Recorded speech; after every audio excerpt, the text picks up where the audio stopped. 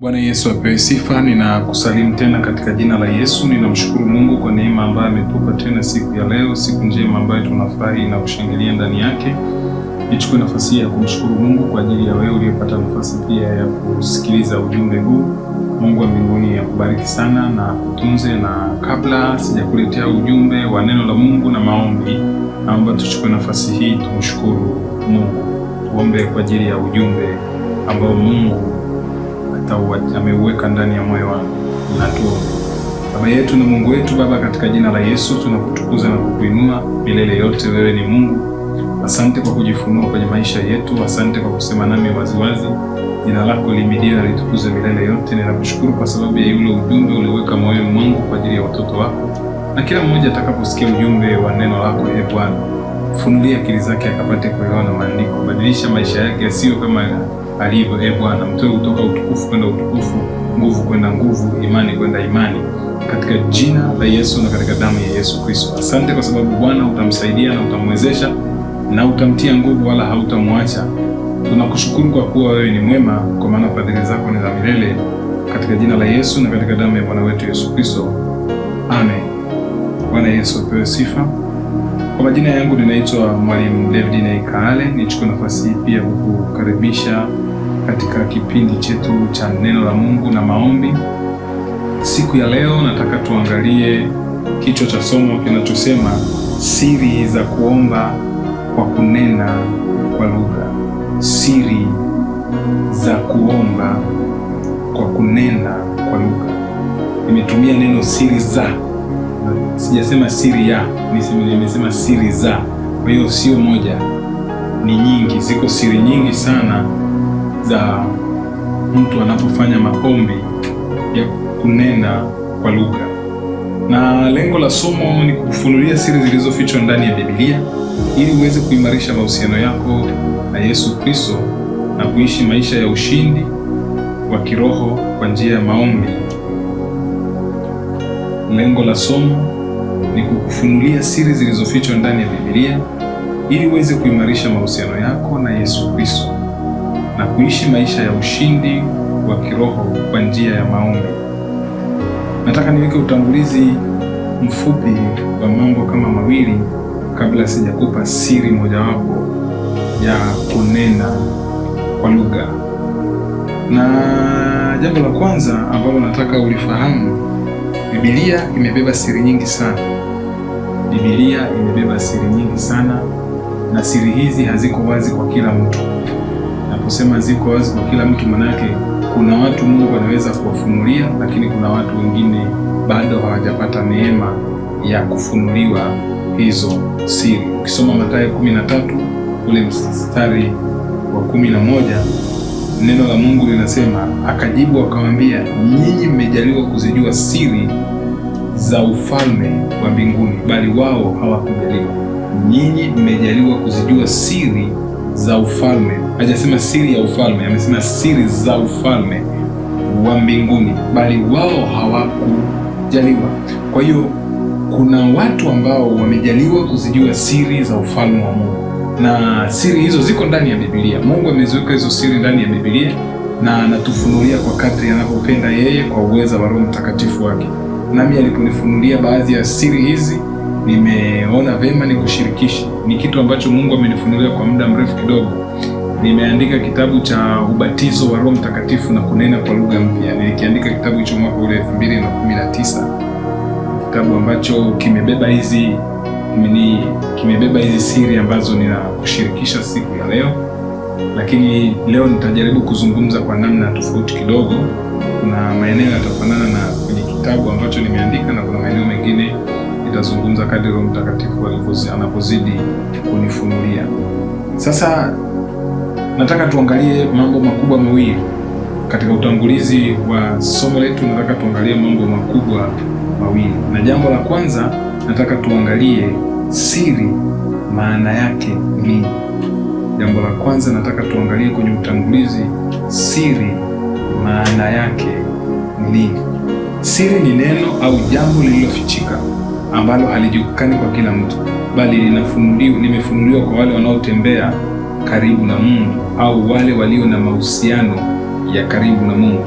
Ndio maana nimetangulia kukupa lile neno la Mathayo kule mlango wa 13 mstari wa 11, akajibu akamwambia, nyinyi mmejaliwa kuzijua siri za ufalme. Kwa sababu Yesu anawaambia wanafunzi, nyinyi mmejaliwa kwa sababu ya yale mahusiano ya karibu mlionayo ya baina ya nyinyi na mimi. Yaani wale wanafunzi walikuwa na mahusiano ya karibu baina ya wao na Yesu, baina ya wao na Mungu. Kwa hiyo Mungu akaamua kuwafunulia baadhi ya siri. Kwa hiyo siri maana yake ni neno au jambo lililofichika ambalo halijulikani kwa kila mtu, bali limefunuliwa kwa wale wanaotembea karibu na Mungu au wale waliokuwa na uhusiano wa karibu na Mungu. Na andiko la msingi ambalo linaweza likatuongoza hapo, tunaweza tukatumia kile kitabu cha Mathayo 13:11, lakini tunaweza tukaongeza andiko lingine la kitabu kile cha Zaburi ya 25 na mstari ule wa 14. Biblia inasema, siri ya Bwana iko kwa wamchao, naye atawajulisha agano lake. Siri ya Bwana iko kwa wamchao, naye atawajulisha agano lake. Hilo ni jambo la kwanza. Kwa hiyo nataka ujue kwamba zipo siri nyingi ndani ya Biblia, na kadri unavyojua moja ya siri, maisha yako hayawi kama yalivyo, yatabadilika. Na natumaini utakapojua baadhi ya siri hizi ambazo Mungu ametupa kutokana na kichwa chetu cha somo kinachosema siri za kuomba kwa kunena kwa lugha. Yaani utakapojua hizi siri za kufanya maombi ya kunena kwa lugha, zitakusaidia wewe na zitakuimarisha wewe. Utatoka hatua moja ya imani kwenda hatua nyingine, utatoka hatua moja ya kimaisha kwenda hatua nyingine. Na jambo la pili ambalo nataka tuliangalie, kunena kwa lugha. Kunena kwa lugha ni nini au kulianzaje? Ukifuatilia habari za kunena kwa lugha, unaipata hii habari kwenye kitabu kile cha Matendo ya Mitume, ule mlango wa 2 mstari wa 1 hadi wa 4. Maana yake anasema, hata ilipotimia siku ya Pentekoste, wote walikuwa wamekusanyika mahali pamoja. Kwa hiyo pale tunaona siku ya Pentekoste ndipo haya maombi ya kunena kwa lugha yalipoanza. Siku ya Pentekoste ndipo maombi ya kunena kwa lugha yalipoanza.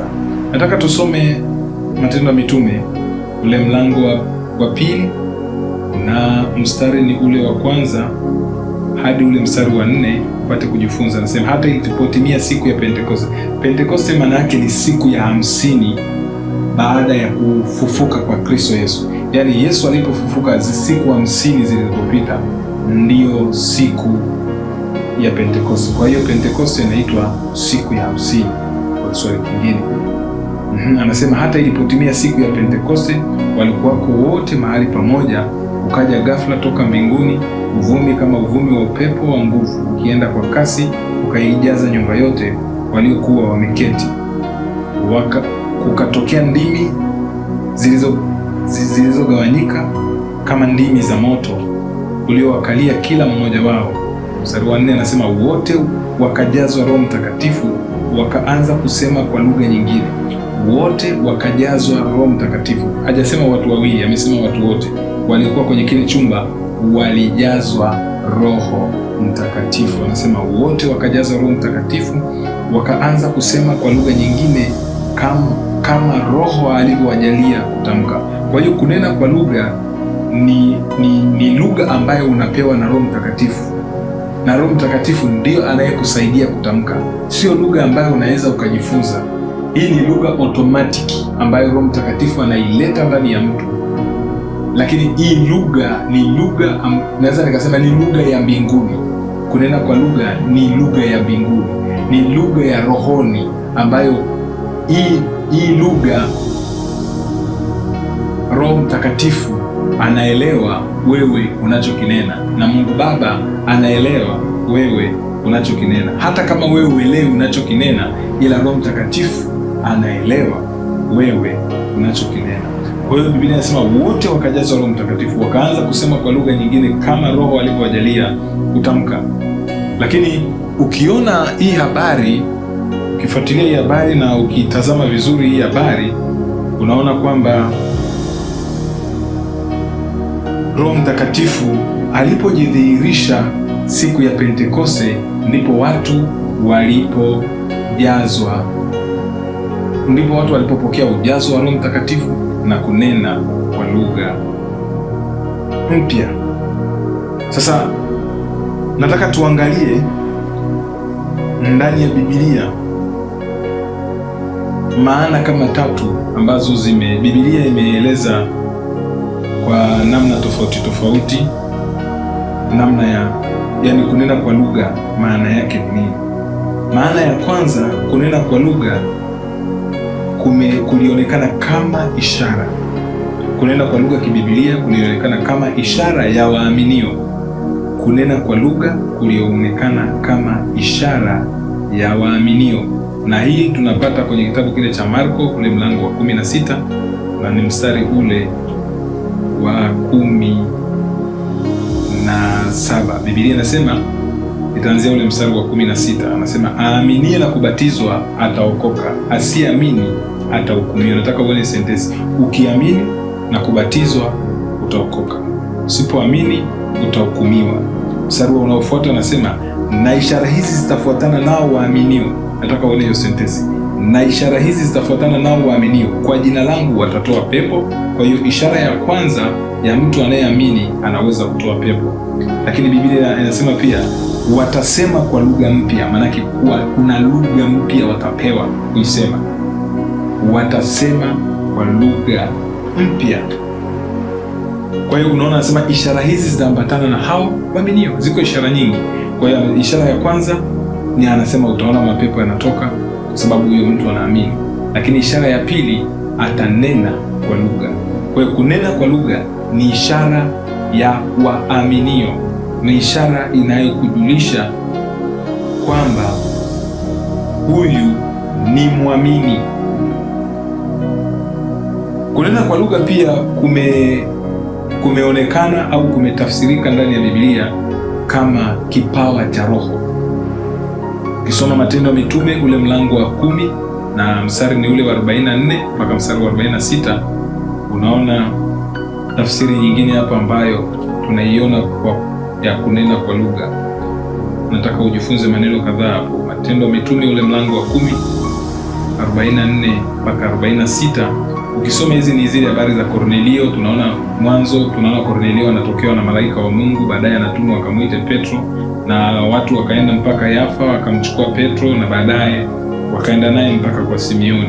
Na ukiendelea kusoma sasa, Petro alifika akaanza kuwahubiria habari za wokovu.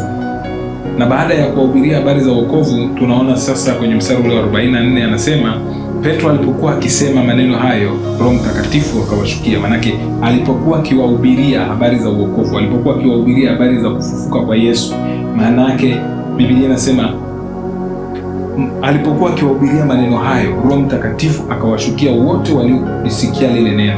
Roho Mtakatifu akawashukia, na baada ya kuwashukia, tunaona mstari wa 45 anasema na wale waliotairiwa, walioamini wakashangaa, watu wote waliokuja pamoja na Petro, kwa sababu mataifa nao wamemwagiwa kipawa cha Roho Mtakatifu. Nataka kuonyesha sentence, nasema mataifa nao wamemwagiwa kipawa cha Roho Mtakatifu. Kipawa gani hicho? Mstari ule wa 46, kwa maana waliwasikia wakisema kwa lugha. Kwa maana waliwasikia wakisema kwa lugha na kumwadhimisha Mungu. Ndipo Petro akajibu, ni nani awezaye kuzuia maji hawa wasibatizwe? Watu wote waliopokea Roho Mtakatifu vile vile kama sisi. Kwa hiyo ni swali Petro alikuwa anawauliza wale watu ambao waliambatana nao. Sasa tunaona kwenye ule mstari wa 46 anasema kwa maana waliwasikia wakisema kwa lugha. Kwa maana waliwasikia wakiomba kwa lugha, na walipokuwa naomba kwa lugha walikuwa wanamwadhimisha Mungu. Bwana Yesu apewe sifa. Haleluya. Kwa hiyo nataka uone ni kwamba kunena kwa lugha kunatafsiriwa kama kipawa cha Roho Mtakatifu. Sio kwamba ni watu wamechanganyikiwa, sio kwamba ni watu wamepata wazimu. Hapana, ni kipawa cha Roho Mtakatifu. Tumeona kule mwanzoni kunena kwa lugha kama ishara ya waaminio, ishara inayoyatambulisha hawa ni waamini. Lakini tunaona pia kunena kwa lugha kunaonekana kama kipawa cha Roho. Bwana Yesu asifiwe. Kwa hiyo tunaenda jambo la tatu. Jambo la tatu, kunena kwa lugha ni mojawapo ya karama za rohoni. Kunena kwa lugha kumetafsiriwa kama mojawapo ya karama za rohoni. Kwa tunapozungumzia kunena kwa lugha, tunazungumzia ishara kwa wale waaminio, tunazungumzia kipawa cha Roho na tunazungumzia karama ya rohoni. Tutasoma kitabu kile cha Wakorintho wa kwanza, mlango ni ule wa 14 na mstari ni ule wa kwanza na wa pili. Wakorintho wa kwanza mlango ule wa 14 mstari ule wa kwanza na wa pili. Biblia inasema, ufuateni upendo na kutaka sana karama za rohoni. Nataka uone hiyo sentensi, ufuateni upendo na kutaka sana karama za rohoni, lakini zaidi ya kwamba mpate kutubu. Maana yeye anenaye kwa lugha asemi na watu, bali anasema na Mungu. Maana hakuna asikiaye, lakini ananena mambo ya siri katika roho yake. Nataka uone hiyo sentensi, maana yeye anenaye kwa lugha hasemi na watu. Kwa hiyo unaona anaposema tafuteni upendo na kutaka sana karama za rohoni, zaidi ya kwamba mpate kutubu. Maana yeye anenaye kwa lugha. Kwa hiyo tunaona kunena kwa lugha kunaonekana kama kipawa cha Roho Mtakatifu, kunaonekana kama karama ya Roho Mtakatifu. Kwenye Matendo ya Mitume 10:46 inaonekana kama kipawa. Kwenye Wakorintho wa kwanza 14 mstari wa kwanza na wa pili inaonekana kama karama. Bwana Yesu apewe sifa. Haleluya. Sasa nataka nikupe siri ya kwanza au faida unayoipata. Siri ya kwanza ya kunena kwa lugha. Unapofanya maombi ya kunena kwa lugha, ni kitu gani kitatokea kwenye maisha yako? Unapofanya maombi ya kunena kwa lugha, ni kitu gani utatokea? Au ni faida gani utaipata unapofanya maombi ya kunena kwa lugha? Jambo la kwanza au siri ya kwanza. Sasa hapa kuna siri. Kwenye siri ya kwanza ina kipengele cha kwanza na kipengele cha pili. Siri ya kwanza ya kunena kwa lugha ni kuijenga nafsi yako. Unapofanya maombi ya kunena kwa lugha, unaijenga nafsi yako. Na ninapozungumzia unaijenga nafsi yako, nataka tuone andiko la msingi ambalo litatuongoza katika pointi hii ya kwanza. Kuna mambo mawili. Kuna kwenye siri hii ya kwanza ina kipengele A na kipengele B. Kwa hiyo kipengele A kwenye siri ya kwanza ni kuijenga nafsi yako, na neno ambalo litatuongoza hapo ni kitabu kile cha Wakorintho wa kwanza mlango wa 14 na mstari ni ule wa 4.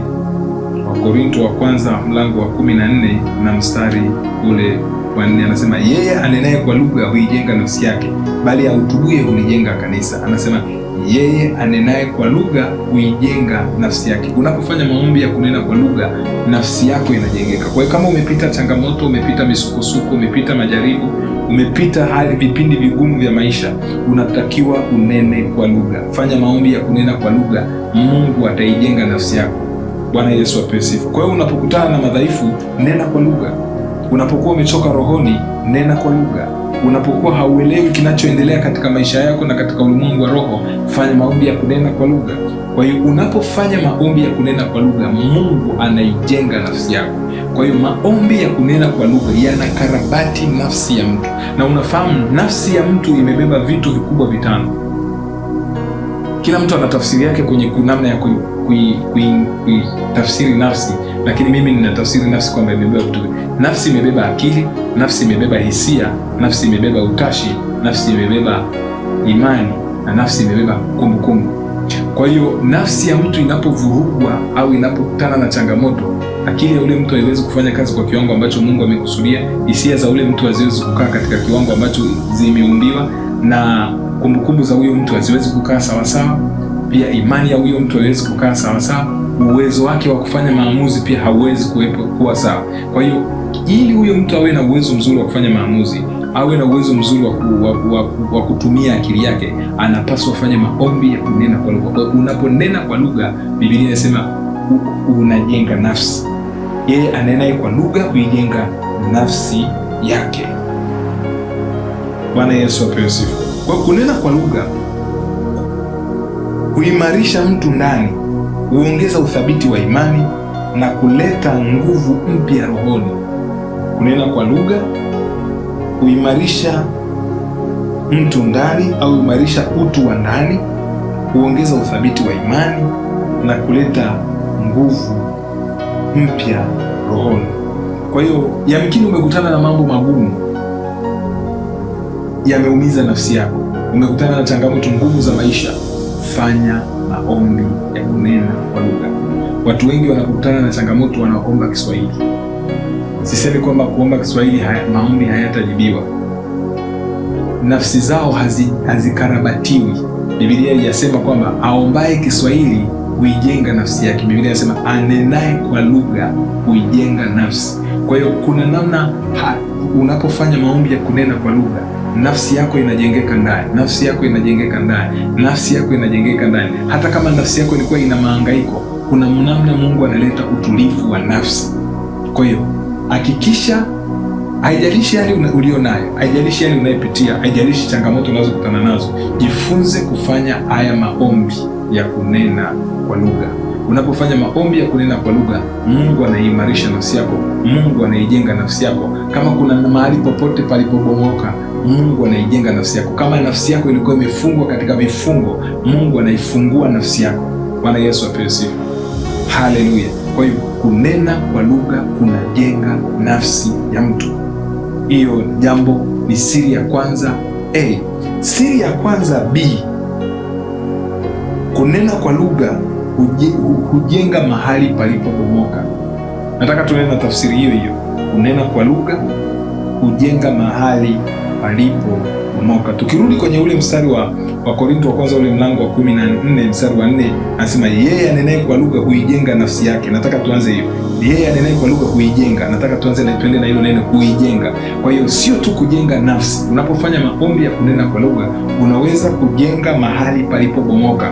Tunapozungumzia mahali palipobomoka, nataka tuangalie kwenye kitabu kile cha Isaya 58 na mstari ule wa 12.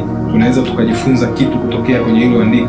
Isaya 58 na mstari ni ule wa 12. Isaya 58 mstari ule wa 12. Neno la Mungu linasema kwenye Isaya 58 mstari wa 12, na soma kama ilivyoandikwa. Anasema, na watu wako watapajenga mahali palipokuwa ukiwa. Nataka uone hiyo sentensi, na watu wako watapajenga. Wanapajengaje? Kwa njia ya maombi. Maombi gani? Ya kunena kwa lugha. Kwa hiyo na watu wako watapajenga mahali palipokuwa ukiwa. Utainua misingi ya vizazi vingi, na utaitwa mwenye kutengeneza mahali palipobomoka na mwenye kurejeza njia za kukalia. Kwa hiyo unapofanya maombi ya kunena kwa lugha, unatengeneza mahali palipobomoka, unatengeneza mahali palipokuwa na ukiwa. Kwa hiyo kama kuna ukiwa huko kwenye familia, ukiwa huko kwenye ukoo, ukiwa kwenye taifa, namna ya kufanya maombi yaani ukinena kwa lugha, Mungu anaondoa ule ukiwa ulioko kwenye eneo, kwa sababu Biblia inasema na watu wako watapajenga, watapajenga, watapajenga. Kwa hiyo unapofanya maombi unajenga. Ukifanya maombi ya kunena kwa lugha unajenga. Biblia inasema yeye anenaye kwa lugha huijenga nafsi yake. Kwa hiyo kama kuna changamoto ambazo unaziona, au kama kuna uharibifu ambao unauona kwenye maisha yako, kwenye familia, yamkini ndoa yako imechoka, watoto wako wamepotea, upendo umepoa, yamkini kwenye ukoo wa kwenu kuna migogoro ya vizazi, laana za kurithi, mgawanyiko wa kifamilia, yamkini kanisani kwenu unakosali, moto wa kiroho umepoa, yani ule moto wa kiroho ndani ya kanisa umepoa, maombi yamepungua, umoja ndani ya kanisa umevunjika. Kwa hiyo kitu kitakachokusaidia ni wewe kwa kufanya maombi ya kunena kwa lugha, kwa ajili ya kuombea kanisa, kwa ajili ya kuombea familia, kwa ajili ya kuombea taifa. Na kwenye taifa, unapoona maadili yameporomoka, haki imedhoofishwa, amani imetetereka, unapofanya maombi ya kunena kwa lugha, hauombi kwa akili yako, bali ni Roho Mtakatifu anaomba kwa kupitia wewe, akijenga kile kilichobomoka rohoni kabla ya kuonekana kwa macho ya mwili. Kwa hiyo unapofanya maombi ya kunena kwa lugha unajenga. Kwa hiyo nataka uangalie kwenye maisha yako ni vitu gani vilivyobomoka. Je, mahusiano yako yamebomoka? Je, uchumi wako umebomoka? Je, familia yenu umebomoka? Nikizungumzia kubomoka, maana yake maana yake imepasuka, haina muunganiko, hamna umoja wa kifamilia, hamna ukaribu wa familia, hamna ukaribu wa ndoa. Kwa hiyo unapoona mambo kama hamna ukoo wenu, hauna mmoja, migogoro kwenye ukoo kila tukicha. Kwa hiyo kama kuna vitu unaviona kwenye familia, kwenye ukoo, kwenye jamii au kwenye taifa ambapo unaona kuna uharibifu umetokea, namna ya kufanya matengenezo ni kufanya maombi ya kunena kwa lugha. Kuna maombi ambayo tunapaswa kuomba kwa ajili ya taifa. Tukifanya maombi ya kunena kwa lugha, Mungu atairejesha amani ndani ya nchi. Tunapofanya maombi ya kunena kwa lugha, Mungu ataileta ile haki ambayo imedhoofika ndani ya taifa. Watu watapata haki zao za msingi ambazo wanazihitaji kama wananchi wa Jamhuri ya Muungano wa Tanzania. Kwa hiyo njia pekee ya kurejesha ni maombi. Na ni aina gani ya maombi? Maombi ya kunena kwa lugha. Bwana Yesu apewe sifa. Haleluya. Kwa unapofanya maombi ya kunena kwa lugha, Mungu anajenga nafsi yako, Mungu anajenga palipobomoka, na Roho Mtakatifu anakusaidia kuleta maboresho kwenye maeneo ambayo yana uharibifu. Kaa chini, tathmini ni maeneo gani yaliyobomoka kwenye maisha yako. Mahusiano yako yako sawa? Kama yamebomoka, fanya maombi ya kunena kwa lugha. Ombea mahusiano yako. Tenga muda wa kila siku kufanya maombi ya kuombea familia yako, kuombea taifa lako, kuombea kanisa lako. Kuna vitu Mungu ataviachilia ndani ya familia na ndani ya jamii, ndani ya maisha ya mtu binafsi. Bwana Yesu apewe sifa. Haleluya. Nataka nikwambie leo, nataka tukafanye maombi ya kunena kwa lugha. Mungu akaijenge nafsi yako, lakini akajenge pale mahali palipobomoka katika maisha yako. Na tutakapofanya hayo maombi, ninaamini kabisa Mungu ataleta mabadiliko makubwa katika maisha yako. Haleluya. Nataka tupate nafasi ya kwenda kwenye maombi na tuombe. Baba, katika jina la Yesu Kristo wa Nazareti aliye hai, ninakuja mbele zako sasa nikikushukuru kwa sababu ya mtoto wako na nikikushukuru kwa sababu ya ujumbe huu ambao Mungu umewachilia. Nasi tunakuja mbele zako sasa, Bwana, tunaenda kuomba kwa ajili ya kila mmoja anayetusikiza na kutufuatia mahali. Tunaomba Mungu, tunapoenda kufanya maombi haya ya kunena kwa lugha, Roho Mtakatifu, ninakusihi na kukuomba sasa ukaachilie nguvu zako Bwana, na ukajenge nafsi za watu zilizobomoka katika jina la Yesu na katika damu ya Yesu Kristo wa Nazareti aliye hai.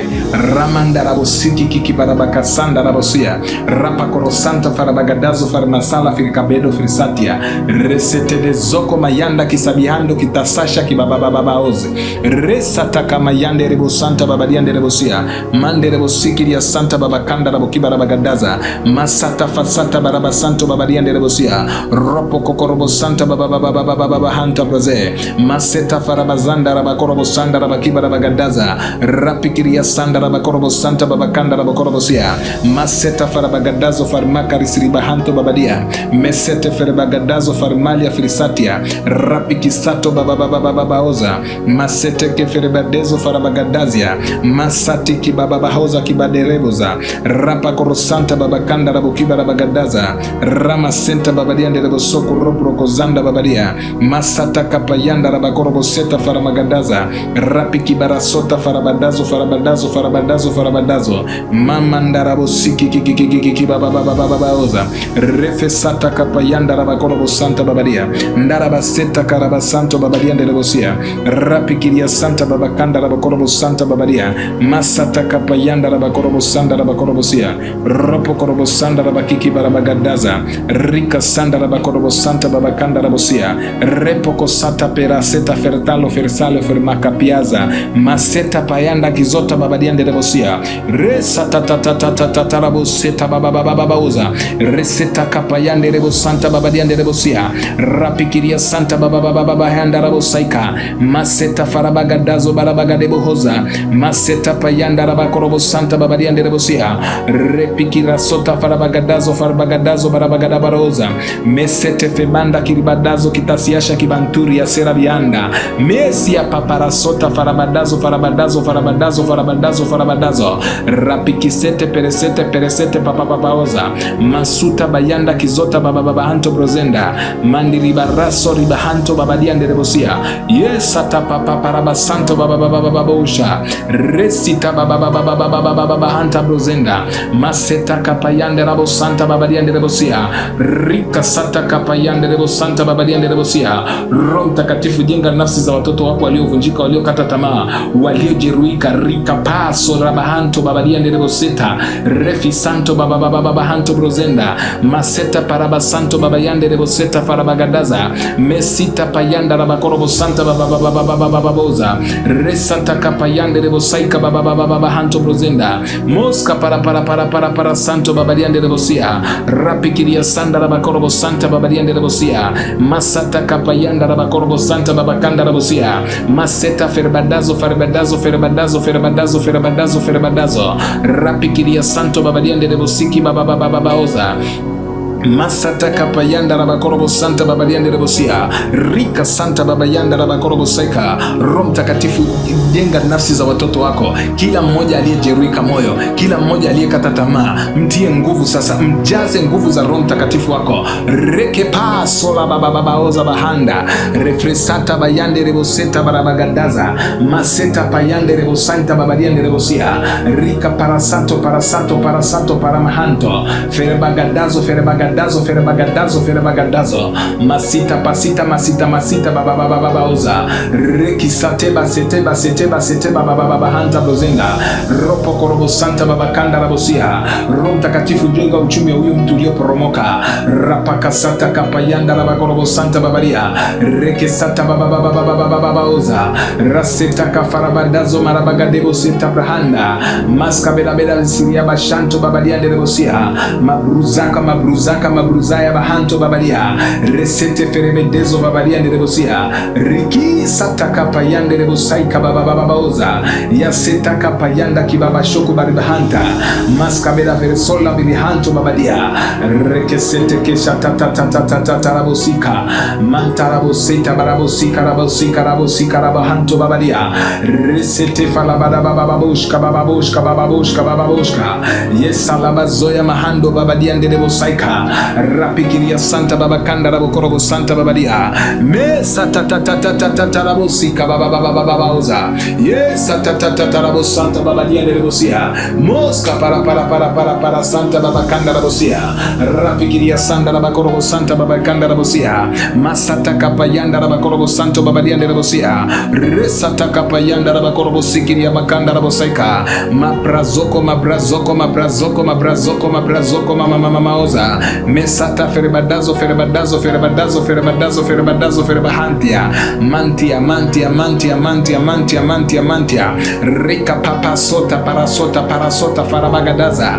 Roho Mtakatifu, ninakusika katika jina la Yesu Kristo wa Nazareti aliye hai, ninaomba sasa ukaijenge hiyo ndoa iliyokuwa imebomoka. Rapa korosata babababahanto brozenda maseta farabagadazo babadia nderebosia rapikiria santa babakanda rabokiba rabagadaza masata kapayanda rabakorobo santo babadia nderebosia rafi santo babakanda rabokiba rabagadaza rapa koroseta babababaoza babadia masata kayanda rabakorobo santa babakanda rabosia rapikiria sanda rabakorobo sikiria bakanda rabosia resete kezoko babayanda rabakorobo santa babakanda rabosia masuta babaoza refe santo babadia nderebosaika masata kapayanda rabakorobo santa babakanda rabosia rapikiria sanda rabakorobo sikiria makanda rabokorobo saya rapakorobo santa babadia nderebosiki barabagadaza resa tatarabo santa babadia maseta farabadazo babadia nderebosia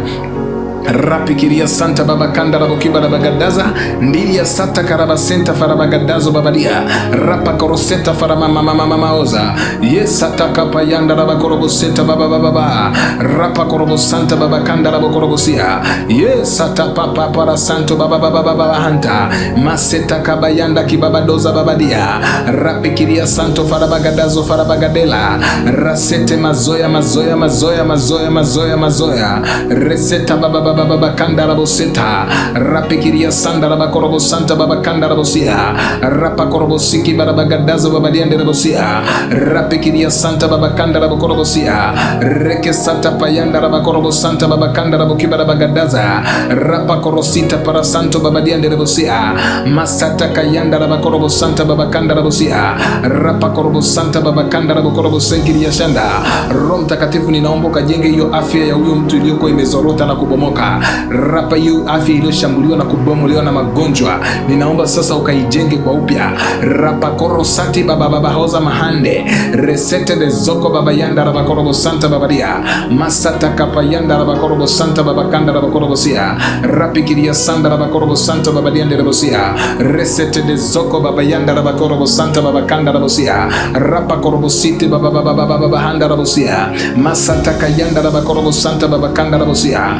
rika sanda raba korobo santa baba kanda raba kiba raba gadaza refe santo baba dia raba kiba raba gadazo baba handa resete de zoko mayanda raba korobo santa baba dia rapikiria santa baba kasiaza baba dia ndebosia ropo korobo santa baba hando bosia maseta farabadazo rapiki papasuka parapasato baba dia ndebosika baba gadaza masata kayanda raba korobo santa baba kanda rabosia rapikiria santa baba kanda rabokiba baba gadaza rika sanda raba korobo sikiria makanda raba korobo sia maseta farabagadazo baba dia ndebokorobo santa baba dia masata kayanda raba korobo santa baba kanda rabosia rika para santo baba dia ndebokorobo santa baba kanda rabosia rapikiria sanda raba korobo sikiria shanda raba korobo sia ropo korobo santa baba dia ndebokiba baba gadaza rika pasato paramaga parasatia fersalia farabagadazo baba dia ndebokorobo sia rapa korobo senta baba dia ndebokiba baba oza mosita para santo para mama oza mesata kabada bushka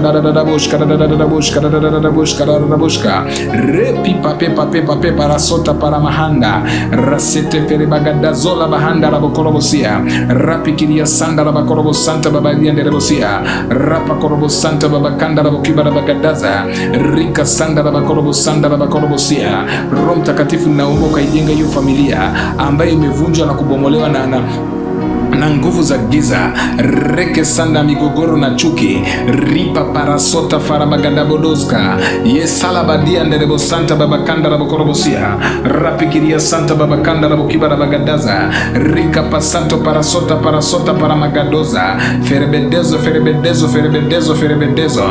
repi kipatosi kiparabagade mesweta bababaoza mesweta kabadezo babadia marikabeda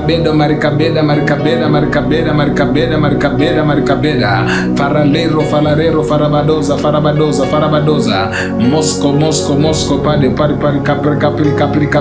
kapirika rapikikikikikikiri babaoska messi firibadalo baribabedo rekebadosa kibabashuki kibasiaza meskabeda meskaversalia mirikapiria rapa koroseta farabagadazo babadia masata kapayanda rabakorobo santa babadia nderebosia rika sata kapayanda rabakorobo santa babadia nderebosia ropo korobo santa babakanda rabokiba rabagadaza rika sata kapayanda rabakorobo santa babadia rapa korobo santa babakanda rabakorobosia ropo korobo santa babakanda rabokiba rabagadaza masata kapayanda rabakorobo santa babadia maseta kapayanda rabakorobo santa babadia nderebosia.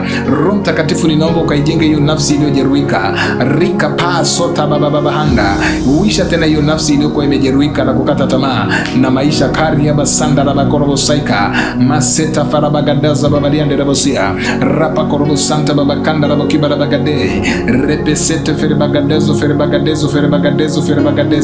mosika para santo babadia nderebokorobosia mosika para santo babadia nderebokiba babaoza mosika para santo babaoza mahanda poroseta farabagadazo babadiande de bokorobosia rapiki santo baba hanto brozenda maskabeda saro filimakalia sirikadia ndaraba kisota kibaba shoku kibarabagezoria ferilaso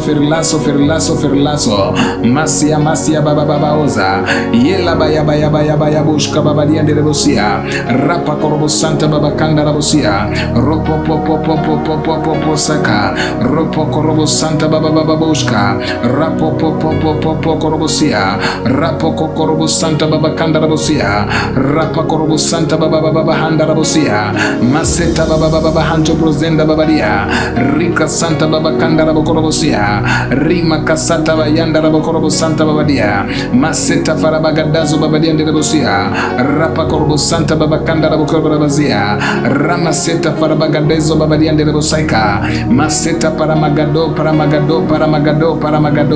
masia antaria la reseta baba oza yesata kapayanda rabakorobo santa babadia masata kapayanda rabakorobo santo farabagadazo repikiria santa babakanda rabokiba rabagadeza maseta payanda parasotia reflezo mosoto mama akida markabelabeda fersaleba kirabashanto babadia rasito perekeso para magedua menkwaza babadia nderebosia rapa korobo santa babakanda rabokiba rabagadaza rafi santo babadia nderebosiki barabagadezo refi santo babakanda rabokiba rabagadaza masata kayanda rabakorobo santa babadia karabasanda rabakiba rabagadazo babadia nderebosia ropo korobo santa babakanda rabokiba rabazia rapa korobo santa babakanda rabokiba rabazaya masata kapayanda rabakorobo santa babadia rapikiria sanda rabakorobo siki barabagadaza refi santo babadia nderebokorobo sanda rabasia masata kapayanda rabakiba babashoku maitasia Yesu ala baba hando robosia Yesu ala baba hando robosaika mama yanda raka baba shanta babadia masaya kapa yanda robosaika rafruza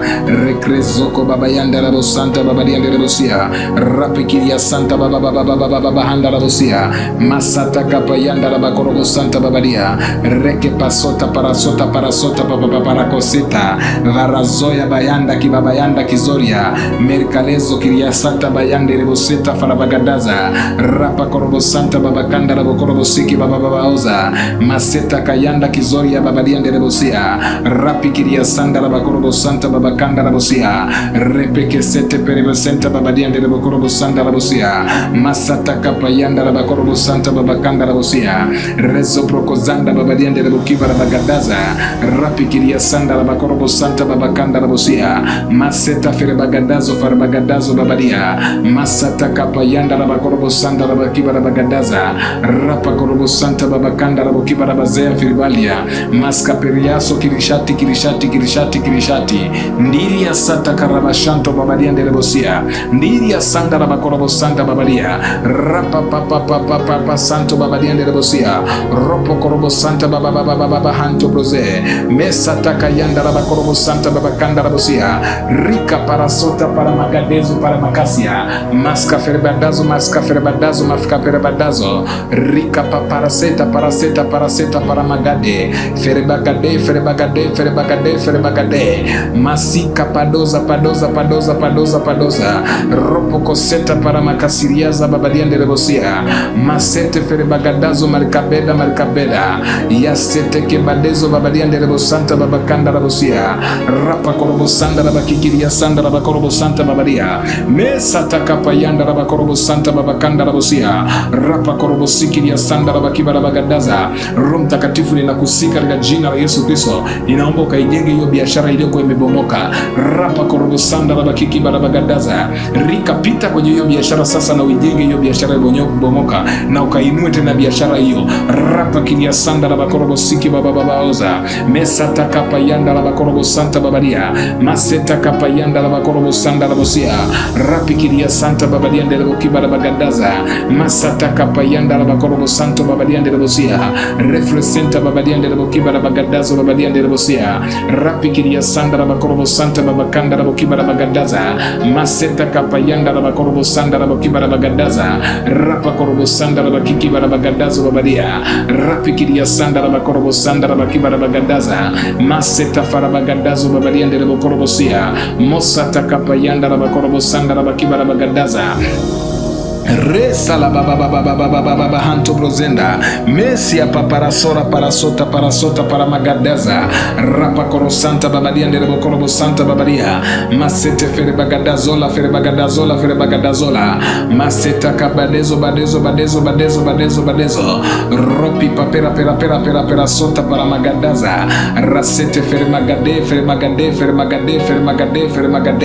masika payando kizota para kosi piribadia ferma kalendo ferma kalia seko piripiria piria sotia maska beda pirisalia firma kapia raseta kapayanda la bakorobo santo babadia masata kapayanda la bakorobo santa babakanda la bosia mariko setera berezo babadia ndele bosia rapikiria santa babakanda la bokiba la bagadaza rika pasato para magadezo babadia ndele bosia rika pasato para seto babadia ndele bokorobo saika rika pasato para seto para magade borbiriaza rika sato fere magabedo bedazo bedasora mamendo marabagadeza rike parasota farabagade kasete maketa marabarazo firibalia maskabeda feresalia barabagadazo babadia katika jina la Yesu na katika damu ya Yesu. Mungu, asante kwa sababu ya neema yako, asante kwa sababu ya upako ulioachilia na nguvu zako ulizomimina ndani ya watoto wako katika jina la Yesu na katika damu ya Yesu Kristo. Kupitia maombi ya Bwana tunaomba ukaijenge nafsi yao, tunaomba ukajenge vitu vyote vilivyokuwa vimebomoka kwenye maisha yao. Resata kama yande lebosaika baba hanto brozenda resete fere bagadazo marabagadazo markapera santa masete kebede masekete bebede repreze bragodazola fere bagade magabadazia maskabeda markapela kirosotia katika jina la Yesu na katika damu ya Yesu Kristo. Mungu, asante kwa sababu umefanya kwa ajili ya utukufu wako. Tunakurudishia sifa na heshima na utukufu na uweza na shukrani na mamlaka zinawe Mungu. Asante kwa kututasaidia, asante kwa kututangulia Bwana, asante kwa kutupigania. Pokea dua na maombi ya kila mmoja anayeomba na mahali. Bwana, usikie maombi yake na dua yake sasa, Mungu Mwenyezi, na ukajibu maombi haya katika jina la Yesu na katika damu ya Bwana wetu Yesu Kristo. Amen. Bwana Yesu apewe sifa. Tunamshukuru Mungu kwa sababu ya neema yake. Tumefikia mwisho wa kipindi chetu cha maombi. Kwa ajili ya ushauri, maombi na sadaka wasiliana na sisi kupitia namba hiyo inayoonekana hapo kwenye skrini yako, na utakapotupigia simu tutapokea na tutakuhudumia. Mungu wa mbinguni akubariki sana. Ni kukaribishe tena kwa ajili ya kipindi kingine kwa siku nyingine. Mungu akubariki, nikutakie siku ya njema iliyojaa baraka za Mungu na neema ya Mungu, na mkono wa Mungu kawe pamoja na wewe, uendelee kukuhudumia. Lakini usiache kufanya maombi ya kunena kwa lugha. Huu ni msingi tu ambao nimekuwekea, lakini unaweza ukapata nafasi ya kuomba kwa muda mrefu na Mungu atafanya jambo kwenye maisha yako. Ubarikiwe na Bwana. Tuonane tena kwa wakati mwingine.